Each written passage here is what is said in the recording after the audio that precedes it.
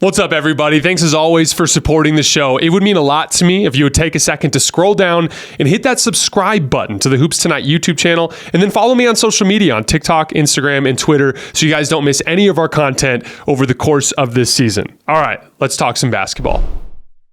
All right, let's go to today's episode of Timpf's Tape. First couple of clips are going to be Zion left shoulder hook. So as I was talking about in the last segment, inevitably, even if you're a supreme athlete, you're going to run into a guy that can kind of sort of match up with you athletically. In this case, Paolo Banchero. Zion's going to make a really hard dribble move to the right, and Paolo, who's also an elite athlete, beats him to the spot, cuts him off. What do you do from there? This is where, in situations where you need to create your own shot and you can't get to the rim, it's important to have some sort of counter to make something over the top. Zion's going to pivot over his right shoulder and take like a little 5-foot hook shot. That is a shot that Zion should be able to get to against every defender in the league at any time. If he can get to the point where he can knock that down 50% of the time, 55% of the time, that can become a huge weapon for him, especially in a playoff series when things grind down in the half court. Here's another example against Wendell Carter. Really good athlete at the center position. Zion's come in from the top of the key this time. I'm going to fast forward a little bit. Get a switch. So Daniel Tice screens. There's a switch. Now we have Wendell Carter. Hard drive right. Wendell beats him to the spot, cuts him off. Zion pivots over his right shoulder, knocks down a hook. Again, that was over a center. That's a guy that's substantially taller than Zion. And he was able to get the shot off. Because again, anybody who actually cuts Zion off on his hard drive to the right is going to have to really, really dig down and take hard slide steps. He's not going to be able to quickly recover back going the opposite direction. But I thought that was really, really encouraging. And I'd like to see Zion take a bunch of those this year and hopefully hit it around 50%. This was a really impressive defensive possession from Cole Anthony.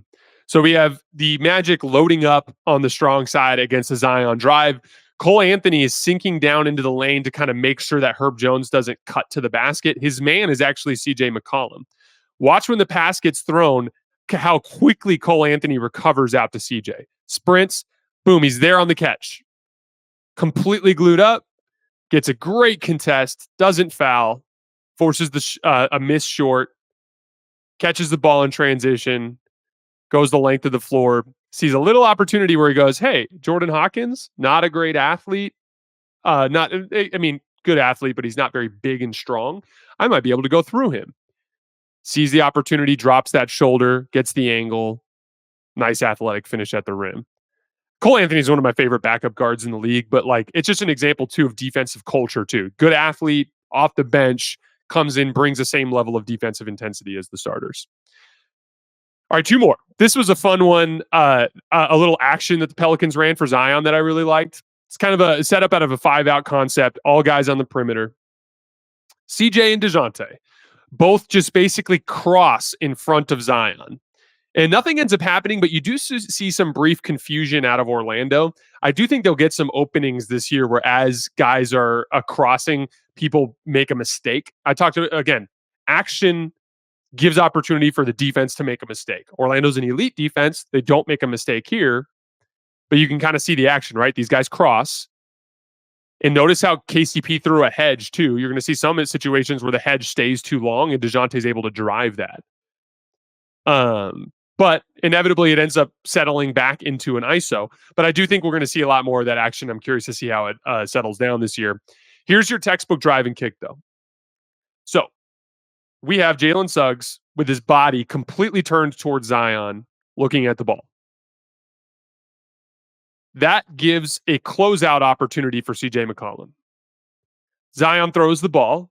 Jalen Suggs close out. That's that baked-in driving lane that I always talk to you guys about. If he's going to stand here and I get a pass on the wing, I have a guaranteed rip through to the right because Jalen Suggs is going to be closing out at me from my left-hand side. Rip, beats him off the dribble, okay? So now this is where we're at. Now we're going to talk a little bit about another element of spacing, off-ball screening. Daniel Tice was down here. DeJounte Murray was over here after the after that crossing action that CJ and DeJounte ran. Daniel Theis is going to set a back screen on Kentavious Caldwell-Pope. Instead of digging down here and trying to box out for an offensive rebound, he sets this flare screen for DeJounte Murray, nails KCP, CJ McCollum makes the kick-out pass, we get a wide open three.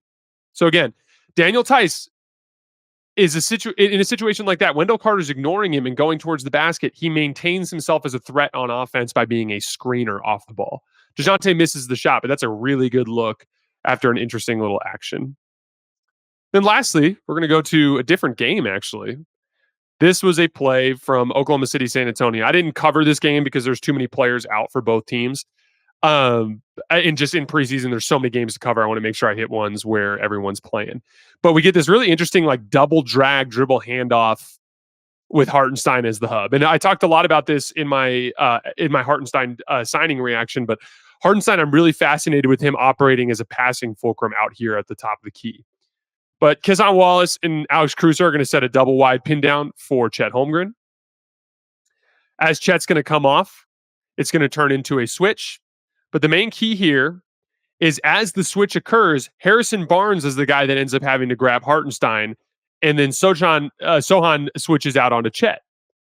As Sohan switches out aggressively, Chet beats him off the dribble. But look at Hartenstein. The interior seal on Harrison Barnes creates the angle for Chet to get to the basket and dunk. Again, watch Hartenstein right after the pass. He doesn't dilly-dally.